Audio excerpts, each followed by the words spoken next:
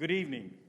On behalf of Mayor Montgomery and Town Council, I would like to welcome you to the Town of Jamestown Civic Center tonight to participate in our property visioning workshop. Tonight is not a public hearing, but you are in the right place if you're interested in providing input and feedback over the next several days to ensure community voices are being heard. The purpose of this public engagement process is to give our citizens an opportunity to shape the design and development of the 467-acre property between Guilford College Road and Mackey Road. You are welcome to participate in person or online. Seth Harry of Seth Harry and Associates, located in Frederick, Maryland, and his team will be conducting the 5-day public engagement process.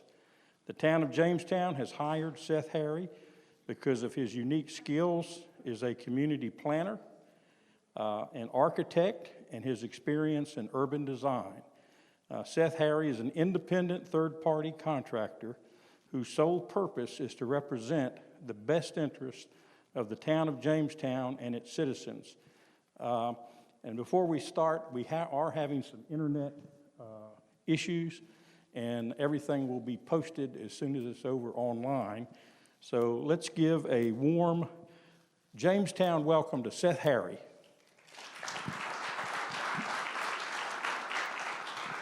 Thank you very much, Dave. If nobody objects, I think I might go ahead and remove my mask just to make it a little easier for you to hear me. And I've been fully vaccinated, as has everybody on my team. I'll be standing over here. Thank you. So this is a little bit of an unusual process for us. I've got a group of, I'll introduce the two team members I have here tonight right now, Scott White over there, and Justin, where'd you go? And Justin Falango. We've got three more team members who will be joining us tomorrow, 2 in person and 1 working remotely.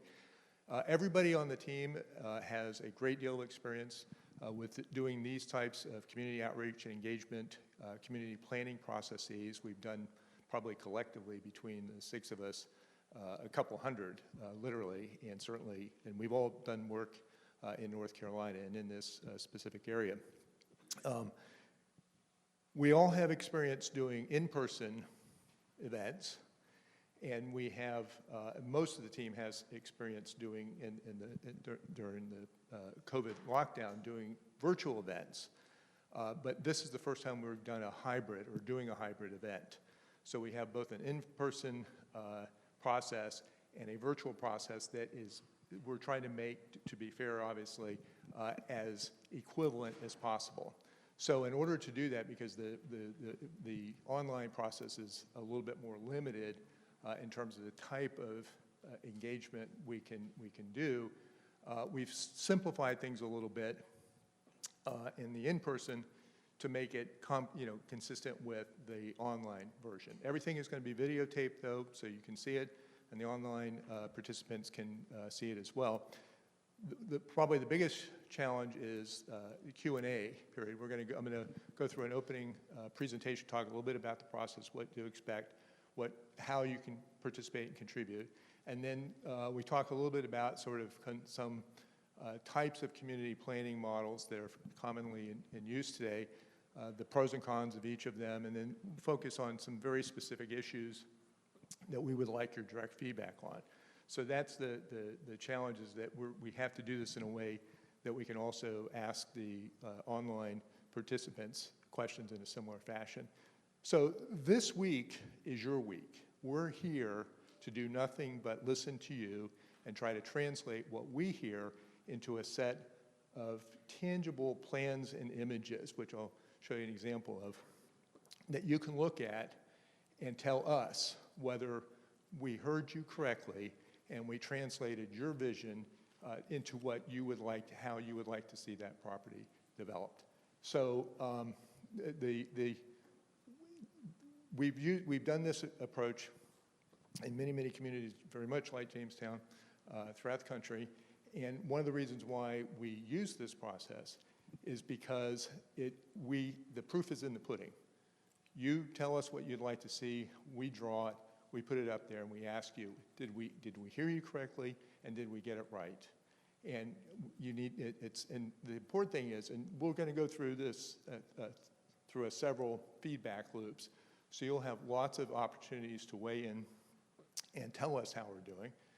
And it's important not only to tell us when we got it wrong, but it's almost more important to tell us when we get it right. And the purpose of this is to give you better tools to communicate your vision of what you would like this property to be, so that your elected officials and town staff can do a better job of representing your interests moving forward. So the more concise and the more, I should say precise, we can express that, the more likely that the more easier it will be both for the property owner to respond and for the town to represent your interests. So that's our intent and purpose for this evening. I'll walk you through that a little bit here in a minute. The opening presentation, again, we're also going to talk a little bit about some specific things that we would like you to think about. And then we have a series of boards. This is, again, a little bit different. And you should, each of you should have received 13 dots.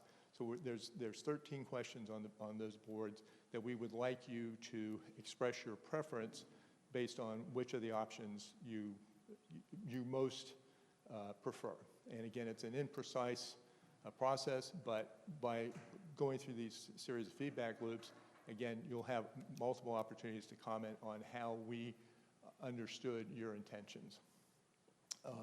I should also mention for the virtual participants, we are going to, like I said, do a very limited Q&A period at the end of the presentation specific to the things that were in the presentation. The online participants will have an opportunity to ask questions by emailing either Anna or Matthew directly, and then they will pass those questions on to us, and we will try to have an answer for you at the next pinup. So I'm going to go ahead and get started.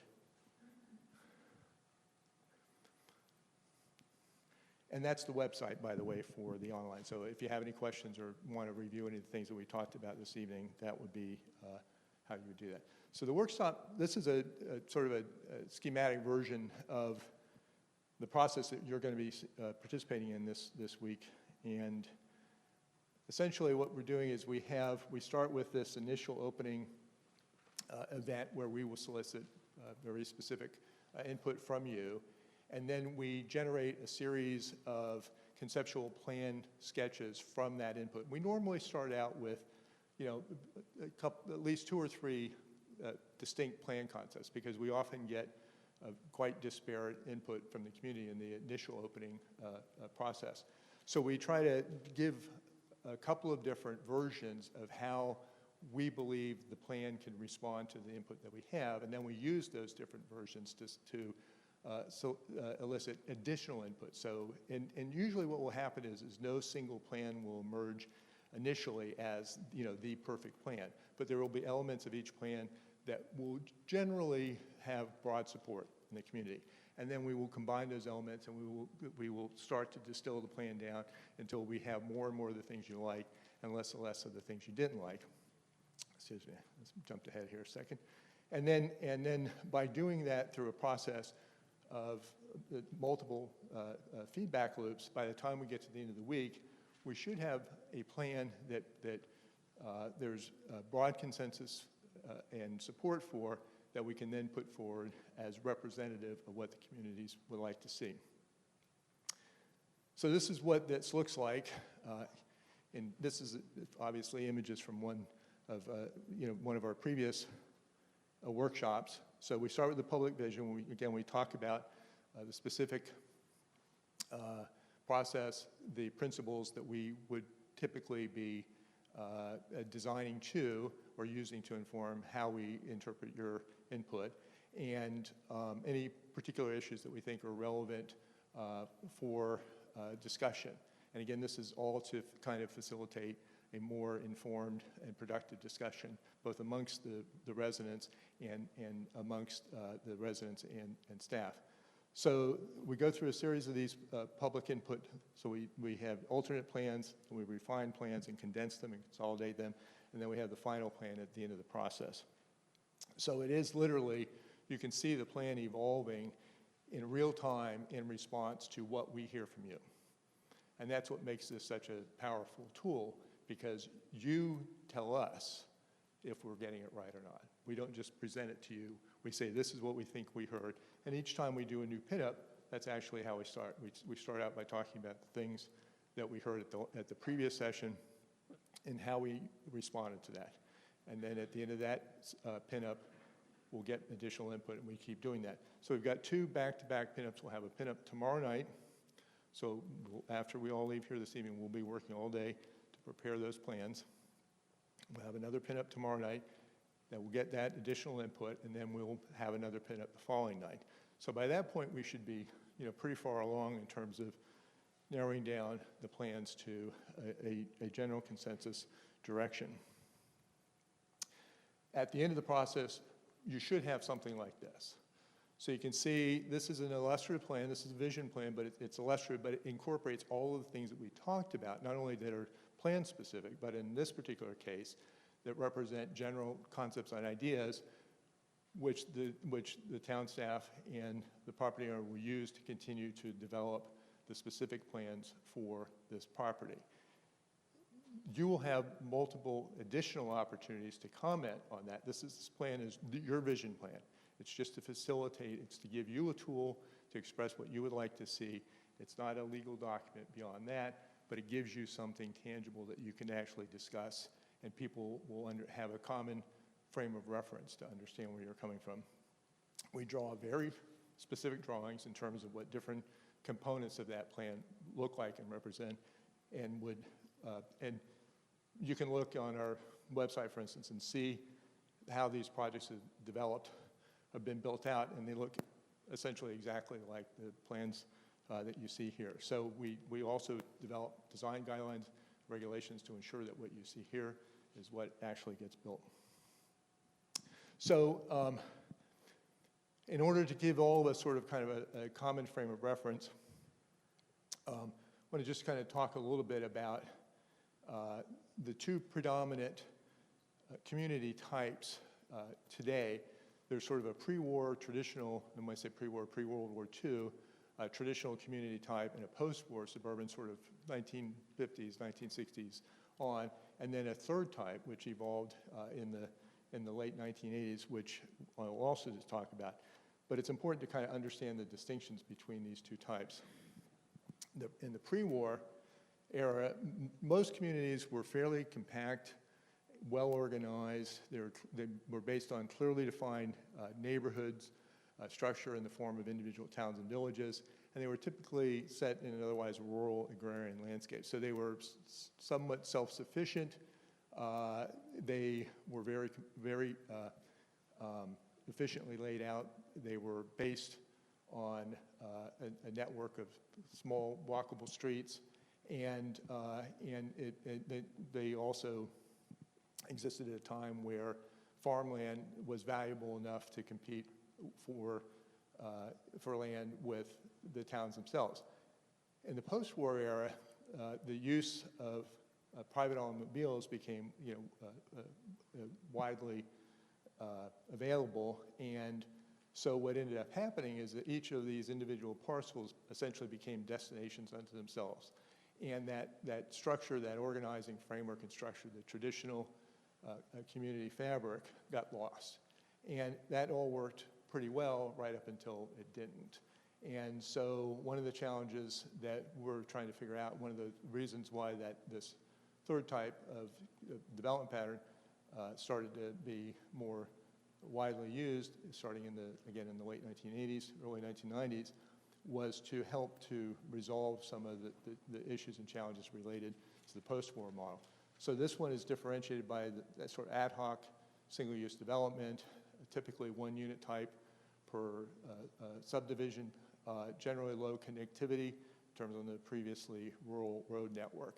So all of which contributes to a lot of the issues and problems we have right now in those communities.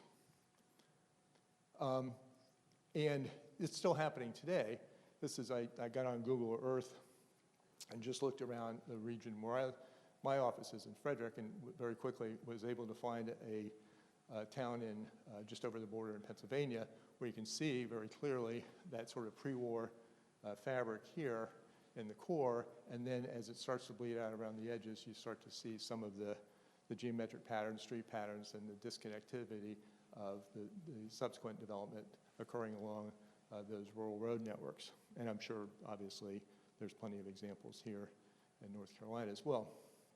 So the third type, beginning in the mid-1980s, was what we normally refer to as the new traditional neighborhood development type, which takes a lot of the best aspects of the pre-war traditional, but builds it for a modern contemporary marketplace. So there's garages, there's big closets and so forth and so on, but it has a lot of the charm and the efficiency and functionality of those pre-war neighborhoods.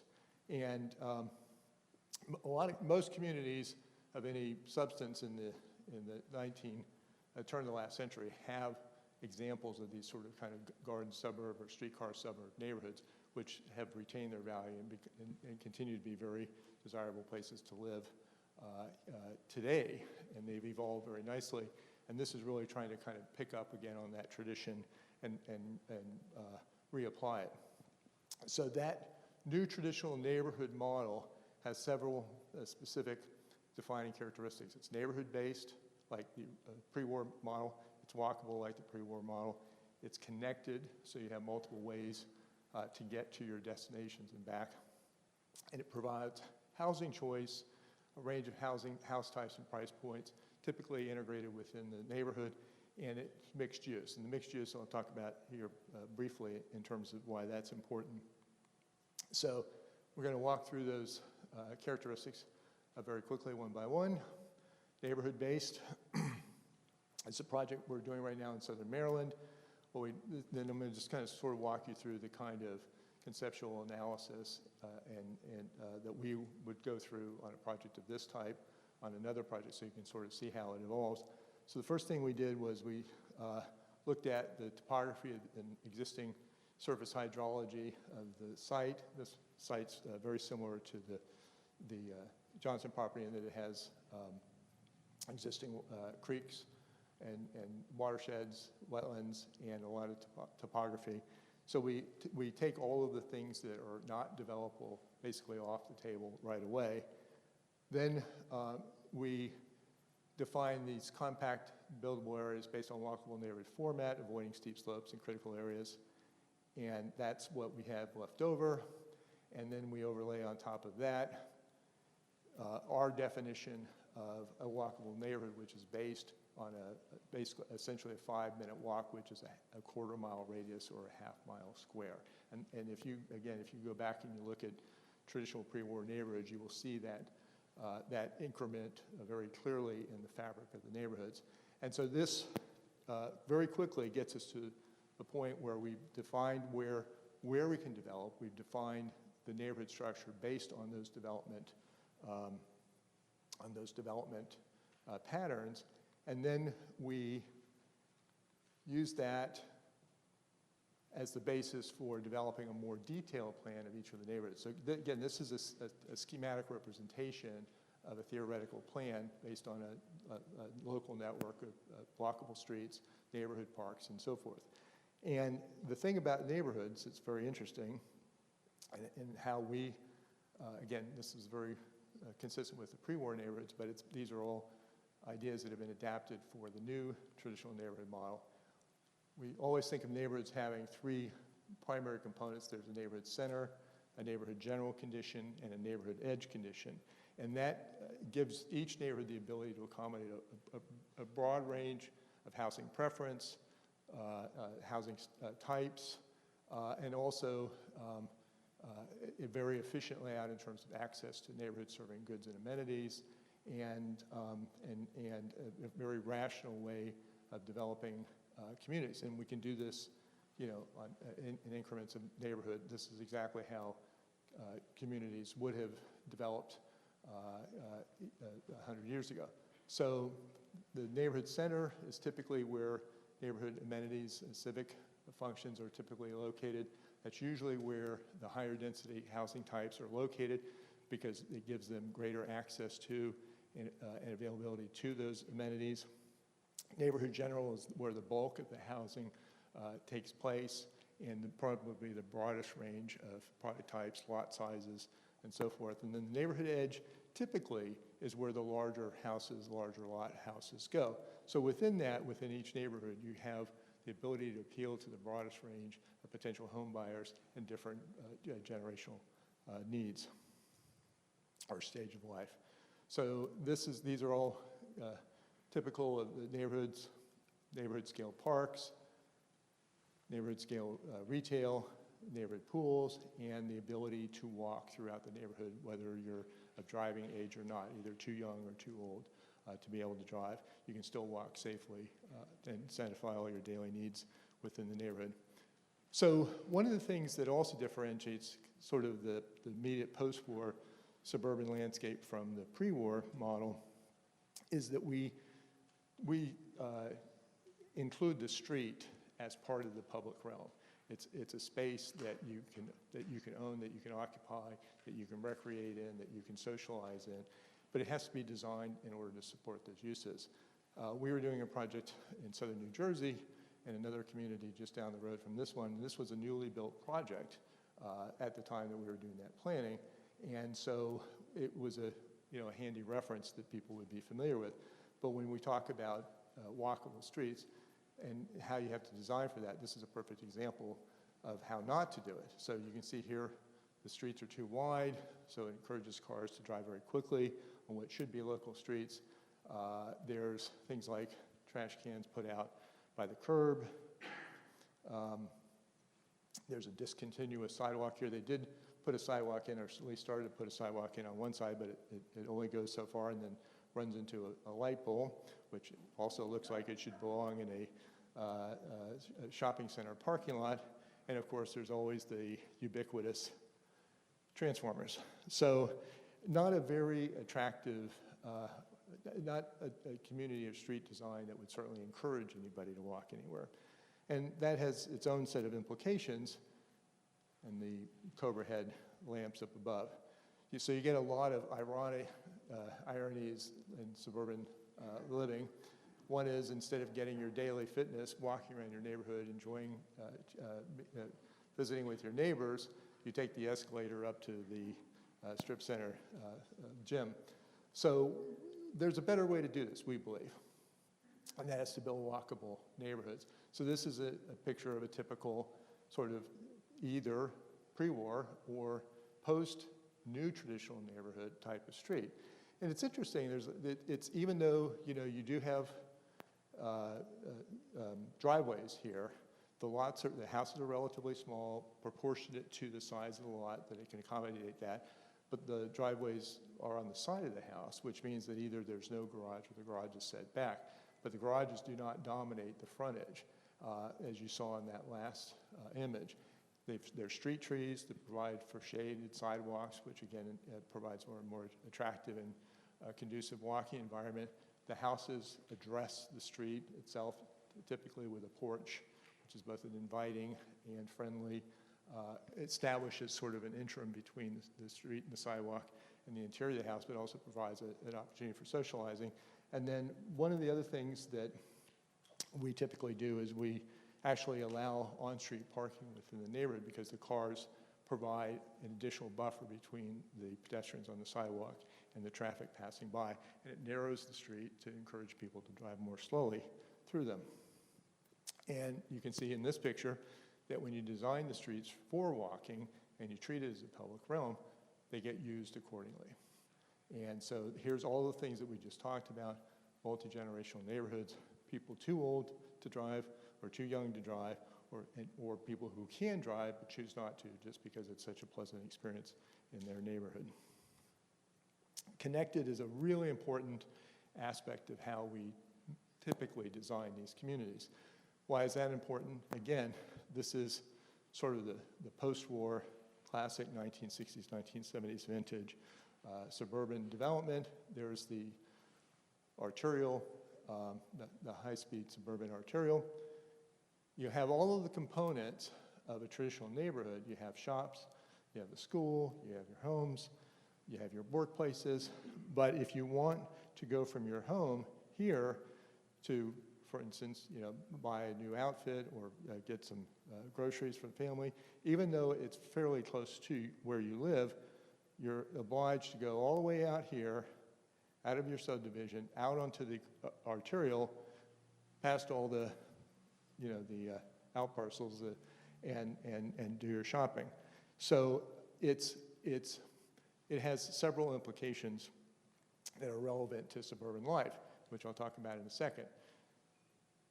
On the other side, and this is a diagrammatic representation of a new traditional community, you're about as far away from the shopping as you are in the suburban one, but now you're able to go entirely within your neighborhood to those shops. And not only that, but once you're there, if you want to run some other errands, unlike in the lower cartoon, you have to go back out onto that suburban arterial. And so what ends up happening is that because virtually, typical suburban household generates about 12 vehicle trips per day for doing, only 2 of those, by the way, are what they call journey to work. That's the commute. The other 10 are doing all of the things that households normally do, day in and day out. They go to school, they go to work, they run errands, except they go to the post office, they drop things off at the dry cleaners, et cetera. Every single one of those trips in this model requires you to get out here on that arterial. And because of that, and particularly during the AM and PM peaks, that arterial becomes incredibly congested. So they just make them bigger and bigger and wider. And it's like chasing your tail. You never really are able to get out in front of that. With the new traditional neighborhood model, you're able to do all of that within the neighborhood structure itself, so that you're separating those sort of regional through trips on the suburban arterial from your local trips that you're doing as a resident of that community or that neighborhood on a day in and day out basis. So you're able to sort of take care of all of those trips within your neighborhood, stay off that arterial, and oftentimes, and we'll talk about this in a second too, do multiple tasks with one trip and one parking. So why is all this important? Well, we talked about connectivity. Connectivity, it can be sort of talked about in general terms as sort of coarse networks, fine-grained networks, and then a mixed network. And each one of these has implications from a land use perspective. The coarse network is sort of the diagram you saw on the bottom. They're very large, widely spaced suburban arterials, and they create a very hospitable environment for anything but big box suburban retailers. If you happen to be unfortunate enough to have built your house next to one of these arterials before it became that 4 or 6 lane arterial, you put up a wall, and if you're really unfortunate, you put up a really big wall. Whereas in the fine-grained networks, which are typically internal to our neighborhoods, you see a lot of the same kinds of environments that we just saw pictures of. You have walkable streets, walkable sidewalks. You have houses that actually take advantage of that public space out front. That's the street. And one of the things that we typically like to do is actually sort of kind of mix the two so that you still have access to these more regional scale roads when you need to get somewhere, but within that neighborhood structure, within that quarter mile, half mile square neighborhood, you have all of the advantages of this, and while still having the ability to get around when you need to. So this has been a widely kind of adopted and embraced idea with many municipal and regional planning agencies around the country, but this idea of complete streets, that instead of designing our streets for only one user, typically the automobile, we design them to accommodate a variety of different transportation formats, bicycles, people walking, and of course driving as well, but to do it in a way that they are no longer competing with each other, but it's a compatible use. And so that's, again, it drives a lot of the work that we do. So when we talk about mixed use, a lot of people think mixed use means proximity. Well, there's a couple of different definitions of it. One is where you literally mix uses vertically in a single building, but you can also mix uses within a specific area or district. But it needs to be more than proximity. Again, you have to design those areas specifically to facilitate access to that. So even though the shopping center is very close to these houses, right now they're still obliged to go out here to that arterial. However, somebody obviously, we used to call these, I think, cow paths, where you would see where all the grass was worn away, where people were walking, and somebody trying to figure it out. There were people living over there that wanted to buy some of the things that were being sold over here, and they put in a sidewalk to facilitate that. But obviously that could have been designed in a much more thoughtful way. So this is one of the challenges. The other challenges with suburbia is that it just uses up a tremendous amount of space. So here are all the things that one might want to access in their daily, chores, and one of those 12 daily trips. But every single one of these are spaced out to the point where, again, even though you might want to, drop something off here, pick something up there, whatever, every single one of those requires a separate vehicular trip. And the other thing is that the vehicular trip also generates an additional parking space. And the parking space not only uses up more land, but it contributes to a lot of other things that we're dealing with right now, issues with water quality, issues with heat islands, and things of that nature. Again, this is on the other hand, you've got the quarter-mile radius right there in a traditional neighborhood. Not only do you have all of those things in much more close proximity to each other, but you could literally park once on Main Street and take care of all of your daily needs without having to move your car every single time. Two reasons, again, the more compact nature of the mixed-use commercial area, but also it's designed to facilitate that. It's actually a pleasant place to get out of your car and walk. So these are some images from some of the projects that we've been involved in, my team and I, and this is kind of sort of the neighborhood scale retail, about the level and scale of it that we typically do, and you see a lot of the same. By the way, this is a Black Mountain, North Carolina. The other three are from projects that we've worked on in Tennessee, but these, you can see a lot of those daily needs type retail. There's a bottle shop there, et cetera. Oops, sorry, jumped ahead. But these are also buildings that could potentially contain an additional use. An employee working in this restaurant, for instance, might live upstairs. In this particular case, it was an architect's office was up there. But whether it's residential or office, it's this ability to kind of reintegrate a lot of these uses in a more efficient and more pleasant and pleasing format. And just like everything else, the principles can be applied at different scales. So where you have the market to support, higher density uses, either because the land values are high enough to do it, then you also have the ability to start introducing and capturing a different scale of retail end user to support that. This, by the way, it's really interesting. This is an infill multifamily project we did in Grand Rapids, Michigan. I was asked to meet with a local regional retailer, Meijer, who had all their retail stores are very similar to a super Walmart. They were 200,000 square foot boxes that were sold both groceries and general merchandise. And we were working with a nonprofit faith-based community developer, and they wanted to approach Meijer and ask them to do a community scale grocery store for this neighborhood that they were trying to bring those resources to. Had a nice conversation. They said, well, we understand that that's where the market is heading, these smaller format stores for more walkable neighborhoods. He said, but we haven't quite figured out how we want to do that yet. Well, they finally figured it out, and this is one of their stores right here. So we actually had this conversation with them, and this is this is their fourth. They've got a new prototype, and it goes into walkable neighborhoods. So you can teach an old dog do tricks, apparently. And these are one of their most successful projects. And this type of retailer, by the way, is hugely influential.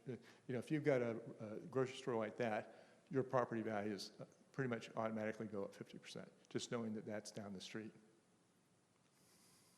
So housing choice. When we talk about, for instance, senior housing, for instance, there's a lot of different ways. There's a tendency to talk about certain age groups, stage of life groups, et cetera, as this homogenous, market segment. Everybody's the same. Everybody wants the same thing. But in fact, that's not really true. And what's interesting right now in the market dynamics, there's this convergence between what the baby boomers want, which is now they're all downsizing into smaller units, more maintenance, and the millennials, and because they all want the same thing. They want to live in walkable neighborhoods. They want to have access to high quality amenities, and seniors are the same way. So what we're finding, by the way, this is where my mother lives. She's 89. And she wanted to live in this neighborhood because it was a neighborhood. It was a part of a senior living campus, but they actually built a walkable neighborhood specifically to cater to that desire. This is a cottage court in one of our projects in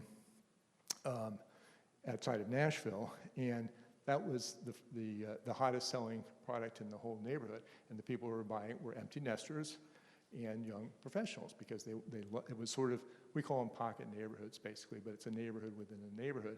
And you put these things out there thinking, well, we know who's going to buy that, but you never know, because there's a lot of people who find that very, very attractive. It's a very efficient house, easy to care for, and you have lots of neighbors, innocent neighbors. And then this is another type here, which is what we call a courtyard apartment building, which has sort of both a private interior space, but also is within the neighborhood and engages that larger social context.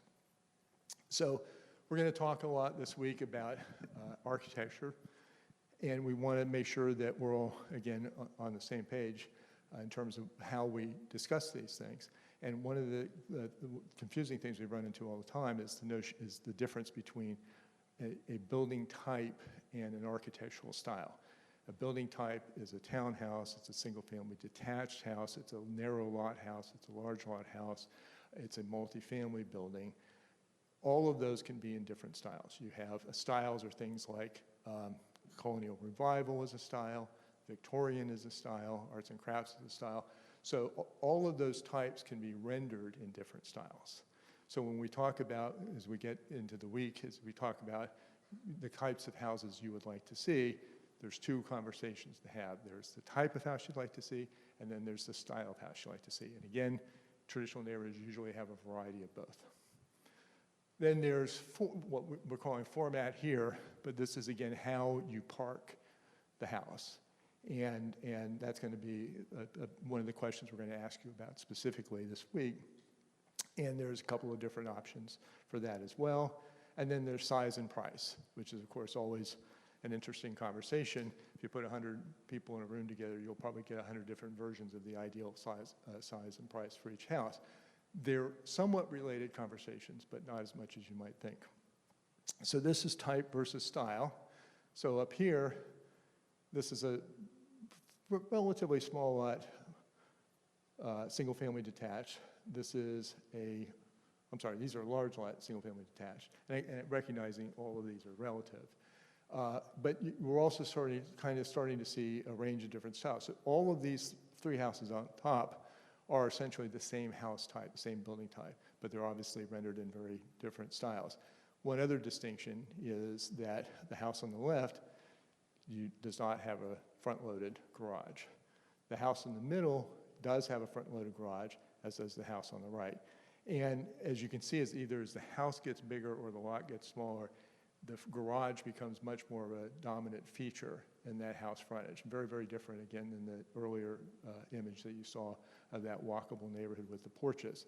There's just not room for a porch. So when the lots tend to get smaller, the garage becomes more problematic, and either the garage has to get smaller or you have to get more creative about how you deal with that architecturally. Sometimes you can do it fairly artfully, sometimes not so much. So again, these are things that when we have conversations this week, we will be talking about things like architectural building types versus architectural style, and we want to hear from you what you would like to see. Again, type versus style. These are townhouses, all three across the top. Differences is the one on the left are rear loaded, the parking's behind, access from behind, typically what we call alley loaded. There's an alley behind the house in which we park. And there's also typically, because you don't have all of these curb cuts, you can also park out front. So your friends and guests can come and park out front, or if you're in a hurry, you just park out front. But if you want to put the car in the garage, you go around back and you put it in the garage. And same issue here again, is the garages get bigger and the lots get smaller, it becomes more and more problematic. And then the last thing we like to talk about, that we would like to talk about this week, is the idea of multifamily. And again, when you say multifamily, everybody has a different idea of what you mean when they hear that word, but the reality is multifamily can mean a lot of different things. This is another project that our team members have been involved in. That's a multifamily building. That's a 6-unit condo that looks like a big house, single-family house. So that could go into any neighborhood anywhere and be, easily welcomed. You wouldn't even know necessarily that those were condos, but that's what they are. This is a conventional suburban garden-style walk-up apartment that was put in one of those first new traditional neighborhood developments that I mentioned earlier. This is very close to where I live in Maryland. The project is called Kentlands.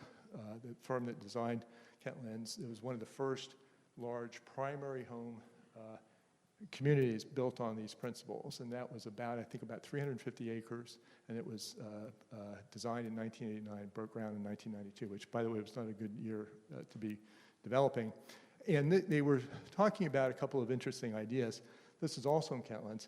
This is senior housing, but instead of being out, on a parcel by itself, they put it right in the small downtown center, so that the people who live there could have easy access to all the goods and amenities that were in the adjoining thing. Now, this is not the prettiest architecture I've ever seen for senior housing. They've gotten a lot better at that, but the fact that it was there showed the potential value of this form of development and the wide appeal that it has across a variety of different age groups. And now senior housing goes in pretty much all of the new traditional neighborhood developments that we do, because that's where the seniors want to go. So some of the things that are often talked about is, well, as the millennials are reaching household formation age, they are moving out to the suburbs just like the boomers did before them. They want to live in a single-family detached house with big yards. That's true to a certain extent, certainly. But the millennials, as they often do, come with their own ideas about what an ideal,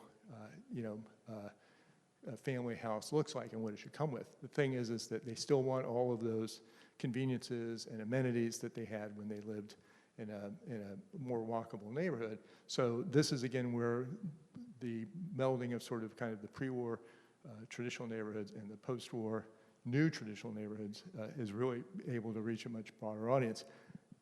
The other thing that's really interesting that we need to take note of here, survey increasingly wary to buy big houses. The millennial generation is probably the most indebted generation ever. And so a lot of them, even though their house buying preferences might be a traditional suburban large lot single family house, what they can actually afford might be something very different. So how we reconcile and resolve those issues is critically important. The other thing, we did a project down in Southwest Florida, probably about right in the middle of the downturn. And in the community that we were working, every single development was a gated golf course community. And most of the people living in those communities all came from the Midwest. And they said, well, we've only got a couple large development parcels left, and we don't really want another gated golf course community. We want a nice, walkable town center like we used to have in the towns we used to live in up north. And the other issue, which I think they were beginning to understand, is even if millennials are buying or would like to buy a large lot single-family detached houses, there's a lot of inventory of that out there right now. And all of those boomers that are downsizing are counting on the equity in those houses in order to help fund their retirement. And when they suddenly put two and two together and realized that every new golf course community that got built down the street was going to be competing with their house when they put that on the market so they can move into one of these great little walkable neighborhoods that you just saw, they decided, we've got enough golf course communities, thank you very much. And then the last piece of this puzzle, we monitor this, the market dynamics of all of this on a regular, ongoing basis. And of course, we not only work with communities such as yours, but we also have private sector clients as well. A $300,000 house 5 years ago is a $500,000 house today. So it's very hard to direct, you need to recalibrate your associations between house type, house price, who's doing the buying, who wants to live where. It's really much more, it's much more all over the map than you might imagine. And that's that's a completely, constantly changing dynamic situation. So we just need to be careful when we talk about these things and think about them, both individually and as a community, what those implications of that are in terms of how you would like to see this property developed and for whom. And then this is the other thing from a market point of view that's really interesting to note. These are two, again, new traditional community developments. This one, I believe, is the one I just showed you on the ground, the one that was designed in 1989. Generally speaking, the values of the houses in these communities outperform by a substantial degree the increase in house values in their nearby suburban alternatives. What's interesting is that you typically enter the market based on whatever the prevailing market expectations are, price points and so forth. But once they start to build out and people see the value of the community from a planning point of view, they start to go up in value very, very quickly. And then they outpace their suburban counterparts. But what's interesting is, unlike the sort of more pod type, by price segment suburban models, these communities have those different house types and styles and price points in very close proximity to each other. They're actually within the same neighborhood. And so not only is the neighborhood itself increasing in value at a quicker pace than their conventional suburban counterparts, but the price differentiation between, say, a large lot single-family detached house over here and a single-family attached townhouse over here is much narrower, much tighter. So what's happening is these townhouses aren't bringing down the value of these single-family homes. Quite the opposite. These single-family homes are bringing up the value of the townhomes, and it's the value of how the community is planned that's doing both. That's bringing them both up above what the conventional suburban counterparts are. So this is based on, actually I went on Zillow, by the way, and so these are relative price evaluations within those communities. And these are current.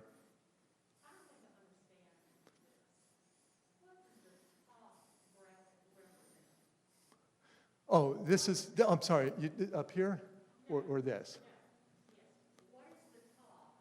Is that a type of development? I'm just not following. Yeah, I'm sorry, this is a traditional neighborhood development. So this is a community that has been developed based on this idea of neighborhoods. And the bottom is mixed use, but your point is that... Well, these are the residential parts of these neighborhoods. They have a mixed use point. But this is all residential, everything that you're looking at here. I'm sorry, okay. The percentage is whatever the market value of this house is over here. That's the most expensive house in the neighborhood, let's say. So the price spread between those two is much, much tighter than what you would have in a more conventional suburban development where each one of those house types and price points would be separated. So by putting them together and putting them together in a walkable community, you're not only keeping those price points or valuations, because these are all houses that people have been living in now for 30 years, but the valuations of the neighborhood as a whole are much higher than their suburban counterparts, meaning the people who bought there 30 years ago have reaped the rewards of choosing to live here versus in one of the other more conventional suburban developments nearby. and that even if you choose to live in a townhouse because that was a better fit for your housing preference, you essentially enjoy the same increase in valuation, both based on the design of the community and the fact that you're in a mixed, a mixed house type neighborhood versus sort of in individual separated pods.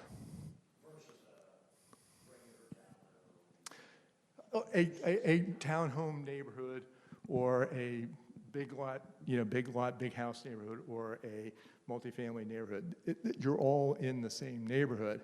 And because the neighborhood is designed specifically to accommodate that in a very cohesive way, all of those house types are worth more.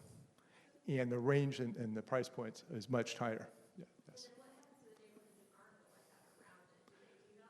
Well, they don't devalue, they just don't increase in value at the same pace.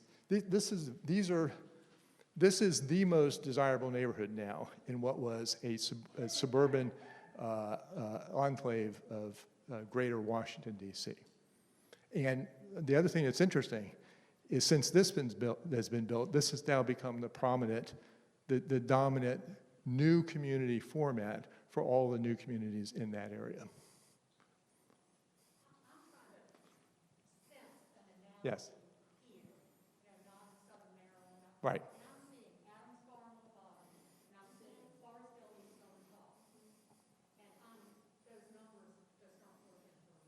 Okay. Well, and that's, I mean, again, these are in a different market context, but as I said, well, I'm going to show you another market context, which is in Nashville, that might be more relevant to this conversation. Yes, we're going to have opportunities to do a little, but this is, I mean, if you have specific questions about what we're looking at, and then that's fine. Well,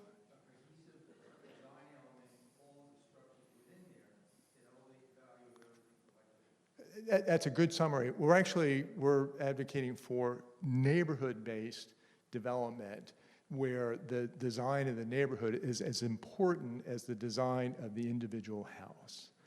Exactly. Yes.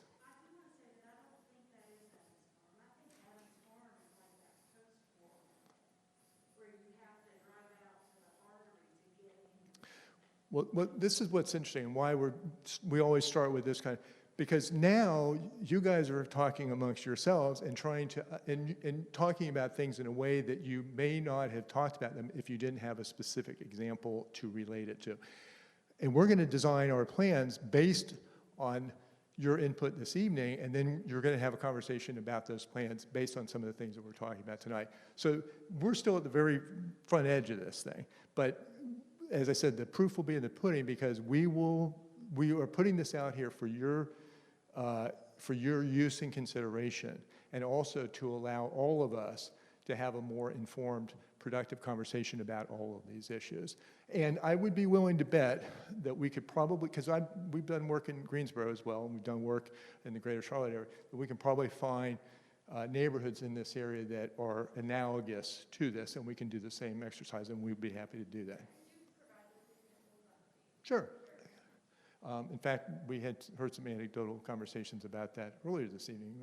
I had a conversation with Madam Mayor about that, in fact. Because she lived in one of these pre-war neighborhoods and loved it. Okay, I'm going to take one more question and we're going to move on. Yes, sir.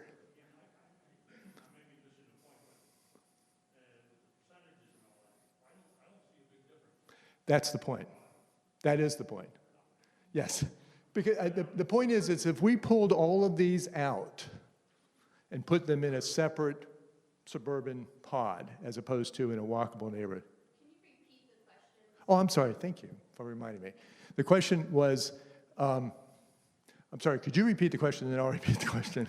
My question was, I didn't see, or my comment was, I didn't see much of a difference in the two as far as the value of Right. Thank you. The comment was that the gentleman did not see much of a difference between the range of values as to where they were situated. And in fact, that is the point.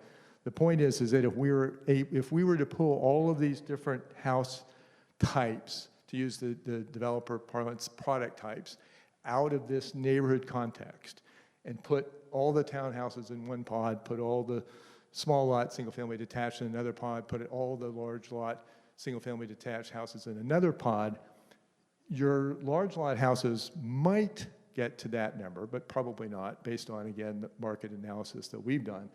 But these would not be anywhere close to that.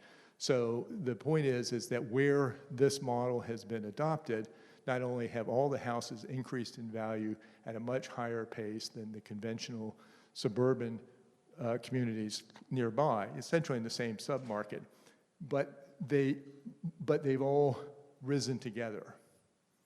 And like I said, we can do this analysis on some neighborhoods around here, and feel free to share with us places that you think fit this template that are here that you're familiar with, and we can do this and see if that holds up as well. So as time goes on, by concentrating all in one area, that value decreases, which also hurts the evaluation of the rest of the properties. I'm not sure I understand the question, but if you mean by it's just in a walkable neighborhood. That's it.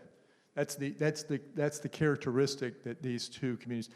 By the way, this is all driven by the local market. This is a very expensive local market. The land values are very high. These are probably $1 million homes because that's what the land values are, and that's what the market appeal of this particular, and probably multi-million-dollar homes. But the point is, there's nothing intrinsic about this community that's driving that other than the fact that it's a walkable neighborhood. And you can buy and live in the house that you want to live in that fits your needs best. Okay, one more. Sure. Sure. For like later in the week, can we have some comparisons of some non-walkable neighborhoods? Sure. In Carolina, like for example, Oak Ridge or Somerville, which are very, very desirable in Yeah. the current market. Right. And then maybe some, comparisons of what is of equal value type of homes in a walkable neighborhood, because I think we need that. I mean, to the extent that we can do that, we would certainly be happy to do so. But these are ones that the team has specific experience with. Now, these are two projects that I was involved in. I was a sub-consultant on this project. This is West Haven in Franklin, Tennessee, just out in Greater Nashville, and this is Carruthers Farms, which we were the designer for in a different sector of Greater Nashville. So all of these houses are very desirable, and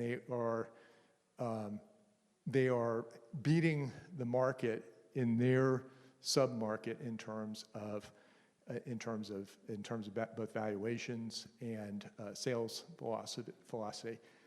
The thing that's interesting is that the cheapest house here is more money than the most expensive house here. They cost about the same to build, and they were built based on the same set of walkable neighborhood principles. What's mostly driving it is school districts, quite frankly. So the point is, it's not wherever you are building these communities in this format, they tend to outperform, whatever the conventional market performance is for conventional suburban development, and they do that within that market context. So even though this is a more affordable area of Greater Nashville, which drives both the land values and the house values, they're both outperforming, all of their competition in their immediate area. Okay, and these are very affordable, by the way. These are probably comparable to the price points that we believe would be appropriate for the subject property here in the Jamestown market. So, which moves us on to the subject property. Again, just for reference, this is Guilford College Road. I think this is Guilford Road here, coming in over here. We've got GTCC campus down here. Neighborhoods are Whittington Hall, Cedarwood, Jordan Creek, and Fox Hollow over here. So the site itself has a very similar topographic features as the site, the example I gave you in Southern Maryland that we were working on. So I'll use that as the basis for doing a similar kind of schematic analysis of the property. So the property owner did their own internal analysis of topo and steep slopes. And again, this is also based on the same parameters that the town uses to determine where development can and cannot happen. What's not shown on here right now is stormwater, which is a whole nother conversation, but it's another technical consideration that needs to be looked at in terms of defining developable areas. There's different ways to manage stormwater. The traditional retention pond is one way, but there's a lot of new, what we call light imprint best practices that try to recharge the groundwater where the drop falls, so to speak. So we were able to reduce the size of those facilities. And it's a more ecologically sound, a green way to do it. And so we did the same kind of thing that we did with the other one. We went ahead and we overlaid as best you can do in PowerPoint on top of that to define the areas that we knew we couldn't build or couldn't be built on. And then we actually, the property owner's engineer did a more refined plan incorporating all of the features that they felt would be difficult to build on. And it overlays pretty much almost exactly where our initial diagrammatic representation went. So if you take that as everything that's not green there, essentially, as potentially developable areas, you end up with something like this. So what's not green is where, in theory, you could develop.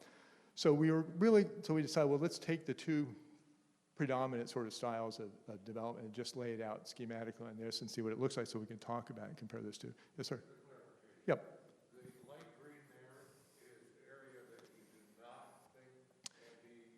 Because it's either, yes, that's great. The light green area cannot be built on because it's either steep slopes, it's in the stream buffers, or it's wetlands.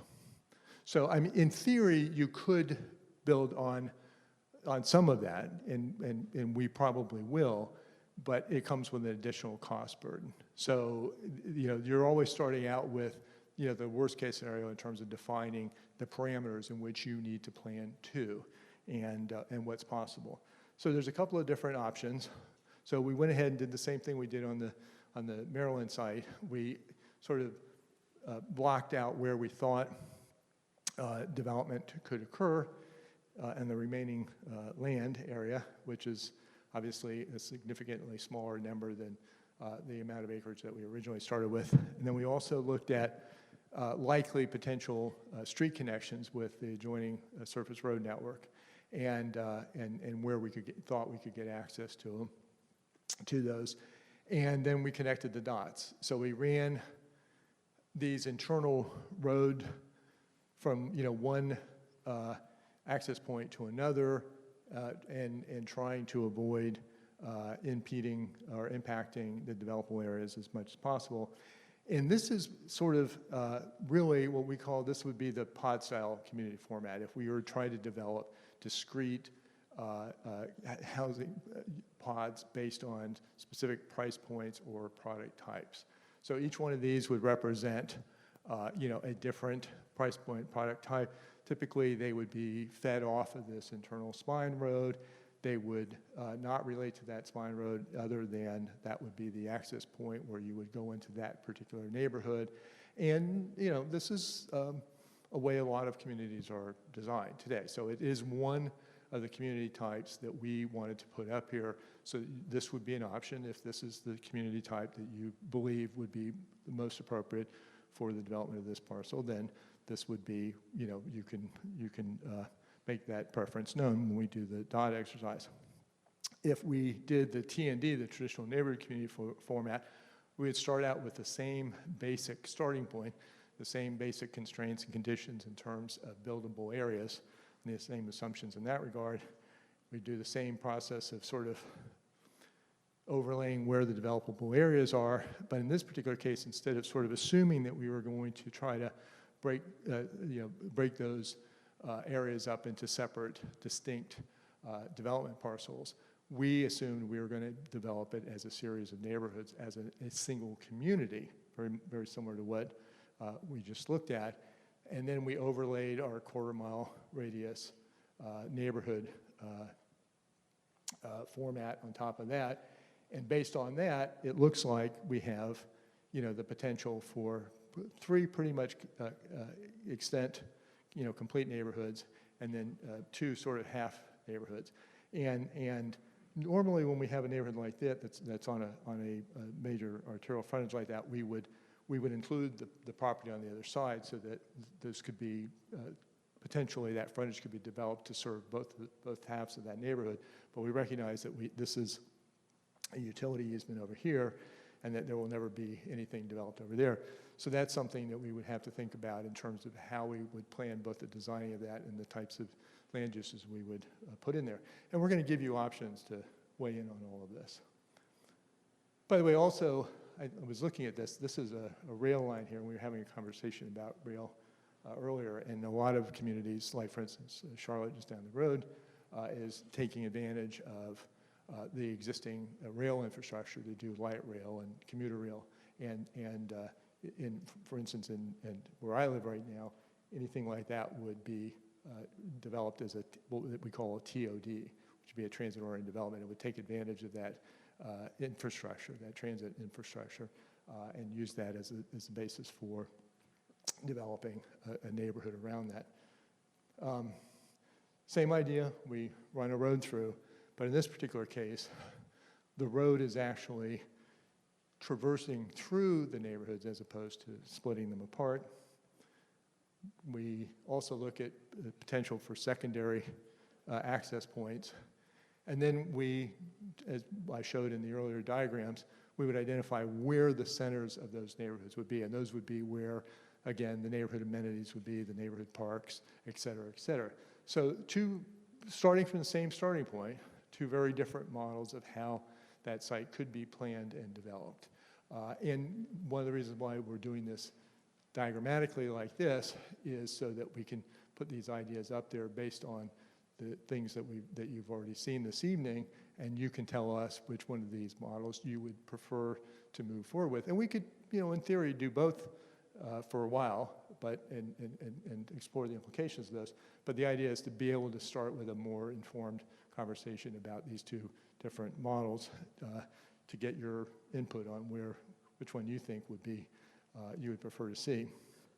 The other thing that we will ask you about specifically is if we have a walkable mixed-use commercial component, where should that be located and how big would you like it to be? Would you like it to be purely neighborhood serving or destination-oriented, combination of the 2?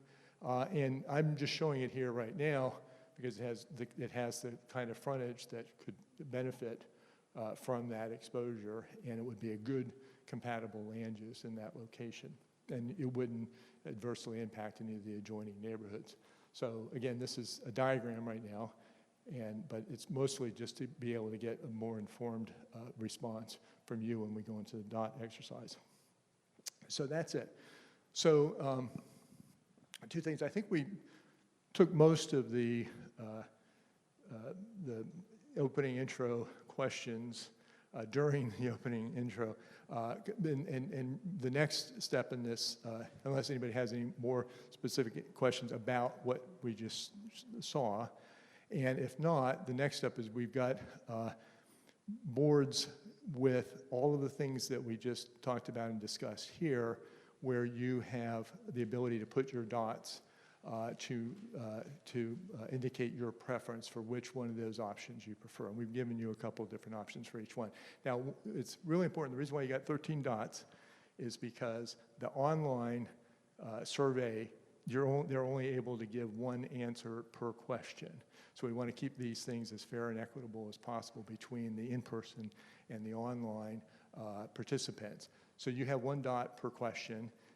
Some of you may be more passionate about one issue or another and want to put more of your dots on one issue and maybe none on others. But if you could just put 1 dot for each question, that will make it most directly consistent with what the online participants are doing. And then that way we can get a much more accurate representation of the overall sentiment within the community. By the way, I did want to say one more thing that I realized I left out when I was talking about the process and these feedback loops. One of the reasons why this process tends to be, this particular type of process tends to be so effective, is that we generally find out very quickly where the areas of consensus are already in the community. And when we have that consensus, we can sort of kind of put those things aside for the moment and say, okay, this is a relatively settled issue. Where we have, and the dot exercise should show this very clearly, where we have areas where there is either a range of preferences or two quite divergent positions, our responsibility as the team is to try to find a design solution that works to reconcile or resolve that potential conflict. And we've typically been able to find workable solutions that are agreeable to all the parties through design. And this is one of the advantages of this type of process. We actually sit down and try to figure it out and then show you some proposals on how those might be resolved, which are just having a conversation about it alone won't do. So we keep any of those things kind of in play as long as we need to until we either come up with a resolution or not, as the case may be. And if we get to the end of the week and there's still some outstanding issues in which there's not broad consensus that the community can get behind as a whole and support, then those issues of division will be part of the end product. And so it will be noted for further discussion either by the town or the applicant. But the idea is that this is your opportunity to get it all out there on the table and for us to collectively try to figure out if we can get where we need to get to together as a community, and if there are still issues unresolved, what those issues are so that we can continue to work with them after we're gone. Yes? I have a question before we put the dot. You were talking at the beginning about how the neighborhood potentially be walkable no matter what age. Right.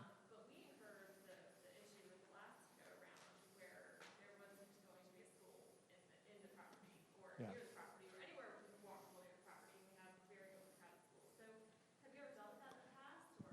Well, almost all of our projects have schools in them, and they're in the neighborhood, so you can actually walk to them. This is your process. So if you would like to see a school here, this is your opportunity to make that desire known. Our job is to basically document what you ask us to document. I just wanted to know if you had faced, we're not responsible for the school, kind of thing, from the developer or from a, Jen, state. I don't know, I've yet to encounter a community that has not wanted a neighborhood school. Right. Yes. Now, whether or not the property owner would, what often happens, at least again, in most instances, is the landowner actually provides a school site and as their contribution to the neighborhood. And schools are wonderful amenities. I mean, they're a great thing to have in the community, particularly if it's literally within the community. But this process is, at the end of the week, in theory, if all goes according to plan, there will be a plan here where maybe not everybody will be 100% happy with every single aspect of it, but there will be enough consensus in that to allow the community to get behind this plan and say, this is a plan that we support. If you build this, we will support it. Yes. Yes, sir. I know you don't have finalized plans at this point, but I know you've done preliminary studies. What is your high and low number of the number of people, including people in shops, that would inhabit this area? You're talking about a property like this if it were developed. We don't know that right now because we haven't designed it yet. And even when we do, even if we were to plan this based on the principles that we just discussed, you can still always kind of ratchet up or ratchet down the total number of people while still respecting all of those same principles. And there's lots of examples out there where you can see that. The question, that's kind of a separate question, but one of the key aspects of what you're asking is it possible to build a community that serves a real need, which is to provide more housing, in a way that does it without adversely impacting the adjoining property owners, or doing it in a way that is inconsistent with the character or the look or the feel of the community that you would like to see there. And I think the answer to that question is yes. And where in that spectrum the answer lies in terms of what that means in terms of total number of people, I won't know. But on all of these communities that I've shown you, generally speaking, the bigger issue and concern with the local residents who were there when we were planning these, is it going to be a community that we are going to love and want to live next to, not how many people are going to live there. But we can find that out as well too. So you haven't done any kind of feasibility study? Well, you mean the market? Feasibility study to say, oh, we can put X number of houses and make a problem. Well, X number don't count. again, it's sort of a separate question, because we've done all of these communities based on the same principles at a variety of different scales, if you will. And generally speaking, that's driven almost entirely by the local market conditions. When the land is more valuable to start, typically there's the property owner puts more house on because they need to do that in order to justify the cost of the land. But it can still be done based on the same principles and in a very desirable and attractive way. And if you put fewer house on, it just means the house you put on there have to be sold for more money. But in any event, I think we're, how are we doing on time? Yeah, yes, sir. Just follow up on his, what's your largest population community that you've done in your small population? Well, the question is, what's the largest and the smallest? Well, we've done, I did a master plan for downtown Mercer Island, which is where Bill Gates used to live and where Howard Schultz of Starbucks still lives. And again, right there, you know, we were building or designing for what the market could support. Seattle's an incredibly expensive housing market, and that's a very expensive submarket in a very expensive housing market. So all the product types that you just saw, all the building types, just like I showed you the mixed-use buildings, we've done them as little two-story cottages, basically, and we've also done them as, you know, six-story multifamily buildings with ground floor grocery stores. 99% of that distinction is driven by the value of the underlying real estate and what the market demand can support. So Jamestown probably has a theoretical, you know, market sweet spot between what the house can be sold at, what the demand for that house is, and how many houses you need to build to make those two things match. But what we've showed you, or attempted to show this evening with the two examples of West Haven and Carruthers, is you can get a neighborhood that looks exactly the same in terms of its attractiveness, in terms of the quality of its architecture, in terms of the quality of its neighborhood amenities, and they are both built out at essentially the same, you know, the same net density, so the same number of units per acre, so to speak. But what's driving the difference in the valuation is primarily the difference in the value of the underlying real estate. Yeah, I understand that. I'm just trying to say, what's your density of your largest, so we know kind of. Well, I will say that a lot of the communities that you saw, at the end of the day, no matter what the mix is, they end up coming in at a average density, lower than your typical townhouse subdivision. So it's the mix that makes it work, not, you know, necessarily the specific number. The gross density for the property. Yes.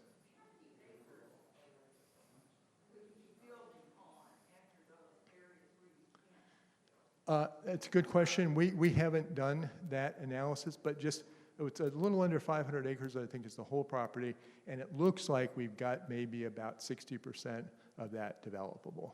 So that would be, you know, somewhere in the neighborhood of about 300 acres. And again, within that 300 acres, you've got to have roads, you've got to have detention facilities, and again, a lot of the neighborhood amenities that you saw, and potentially a school, and, you know, parks and so forth. So the way we approach it normally is that if you're taking things out, for instance, like for parks and schools and things like that, well, first of all, you're creating something of value. So we try to build in a mechanism for recapturing that value. So we'll often put the higher density housing types adjacent to those neighborhood amenities but that helps pay for those amenities, essentially. And we get, and people value that amenity, so they pay more for the townhouse on the neighborhood park than they would for a townhouse in a suburban development down the road.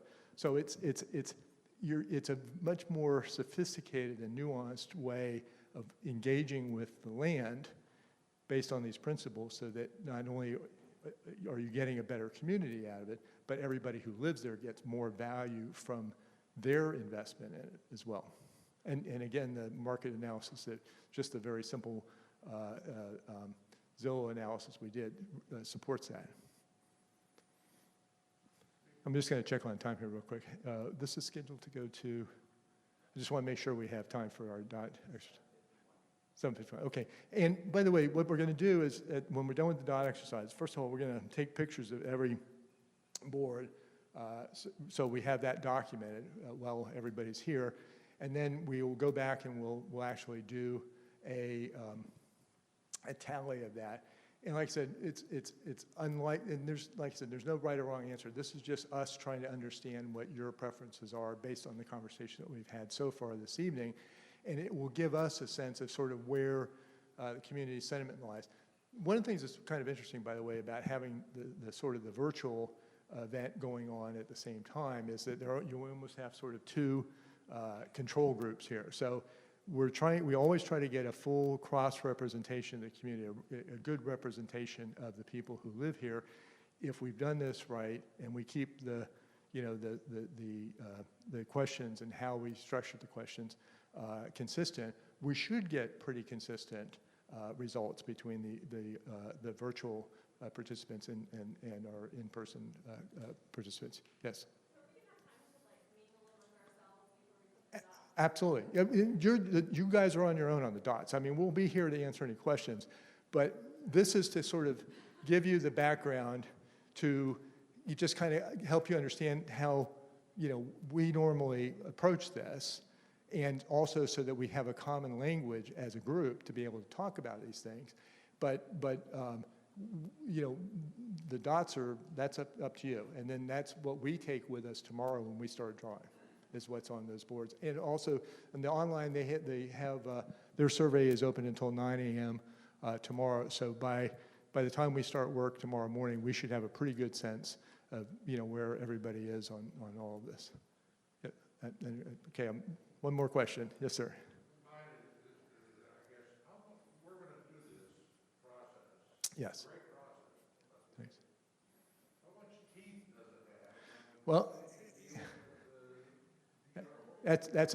that's a very good question. The question is great process, how much teeth it has. It has this. You will have a tangible product at the end of the week that says, this is what we, the citizens of Jamestown, would like to see. So you now have something very specific that you can put out there as representative of your preferences. And with that, the town staff and the elected officials have the ability to represent you more effectively in their own negotiations with the property owner. And the assumption is that the closer the development agreement is to what you've asked for, the easier the process for approvals will go.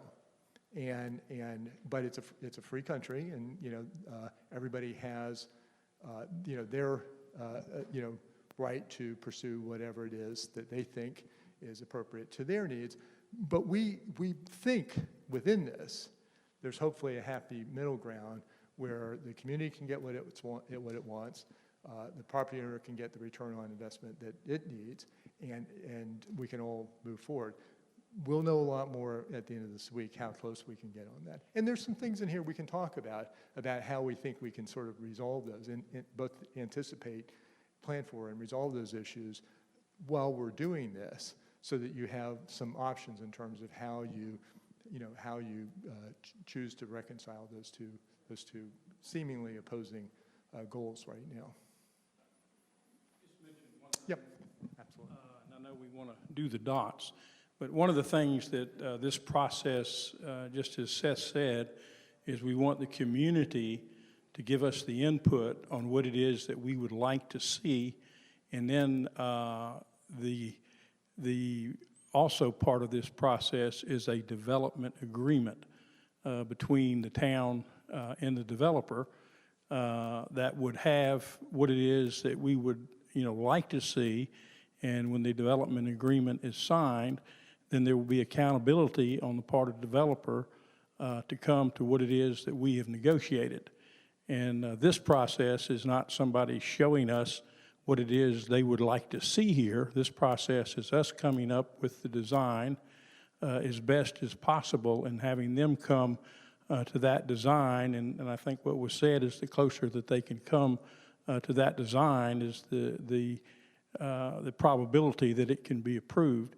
And so this whole process, Seth is actually a representative of the town and a representative of the citizens, and he's an independent person.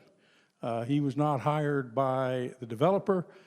He was hired by the town, and we felt like we wanted to give the citizens of this community influence over what it is that we came up with. We know that we've got a piece of property. We know we have a new owner. We have a new developer, and we're looking for a new design. And hopefully we can document that, agree to that, and then when it's built, it'll come to those particular standards in terms of what it is that we're requiring. And that's the difference, perhaps, one of the differences in what it is that we're trying to accomplish now is to maybe what we went through the first time. But this is not Henry VIII, second verse, same as the first. This is better than that. Well, this is our first time out. We have brought resources to bear to represent the community, and we hope to come as close as we can with a consensus. We know that the property is going to develop, and I would say that the developer perhaps has not done this a lot in the past, but they were willing to work with us. They like the site, and I think they want to make it a first-rate development, for our community. The other good news is most of the people that are doing this live in or around our community, and so they want to see a quality job done for our community, and that is our hope. And I thank, again, on behalf of Mayor and Council, each of you for coming in. And I hate to say that we're here from the government, trust us, but we're really trying to give the community a voice that perhaps you didn't have the first time out.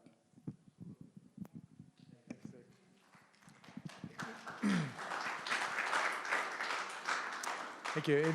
And just to clarify, we're not necessarily looking for a new design. We're looking for a design.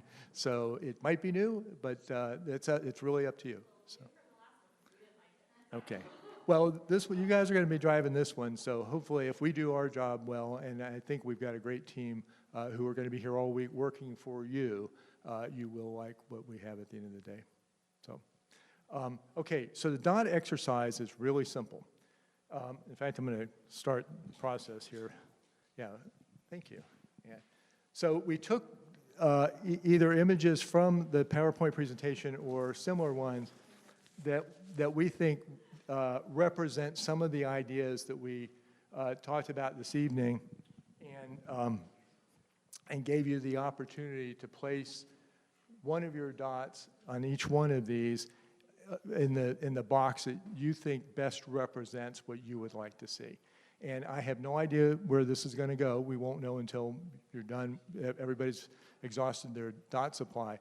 But in theory, and we've used this approach before, but it's in a couple of in-person events only, because it's actually a pretty efficient way of getting a quick. Everybody can see at the end of this process exactly sort of kind of where the sentiment is in the room. It'll be very obvious. But it's the only thing that we could think of that was compatible with the online version. So they have a survey that's same images, same exact questions, and they're going to be doing the same exact thing. online. So hopefully by the end of, by 9 o'clock tomorrow morning, we'll have a much better sense of sort of where we are as a group, and then that will give us sort of our marching orders for tomorrow. So, yes. We are having trouble with the live stream. If you could say this in the mic. We're having trouble with the live stream, so the online survey will stay open longer. Okay. For viewing online, so they have time to watch the presentation and then do the survey. Okay, thank you. There's some issues with the online live stream, which is basically the recording of what we just went through. So they're going to hold the online survey open longer than, probably like noon or something? Yeah, okay, great. But by tomorrow evening, we should have a very good, not only a summary of where everybody came in on all of these different issues, but we'll actually have 2 or 3 plans that represent different versions of this that will hopefully capture everything that's in this, on these 2 surveys, and show a couple of different options for maybe doing, addressing some of these issues. And then also, we will have questions from the online participants also that we will also read tomorrow night at the pinup tomorrow night, and how we responded to those as well. And there was one more question in the back, and then I think we'll get started. Sir, was there a question back there? Oh, I'm sorry. Yes, ma'am. Oh, thank you for asking. I had requested one color just to kind of keep it simple. And unfortunately, dots don't come in one color. That's apparently a special thing. So all of the colors are, they're just one dot. So it is probably going to be a little distracting, but they all have the same weight. There's nothing special about one color or the other. And we're going to literally count them. So we will know at the end of the day where everybody came in on. Yes, ma'am. Yes. After the dots, well, we can do one of 2 things, and great question, thank you. The question was, after the dots are placed, can you leave? Yes, you can, absolutely. Sometimes we'll do just a brief summary of where things are, but I think this is going to be pretty self-explanatory. I think once all the dots are up, everybody will pretty much see where everything is. And please, feel free to talk amongst yourselves while you're doing this. This is a community event, and we certainly encourage everybody to to discuss whatever they want to discuss with their fellow residents. But by the time you leave, it should be pretty obvious sort of kind of where things are. And if not, that's telling us something too. So we'll know a lot more when we're done. So without further ado, let's do the dots.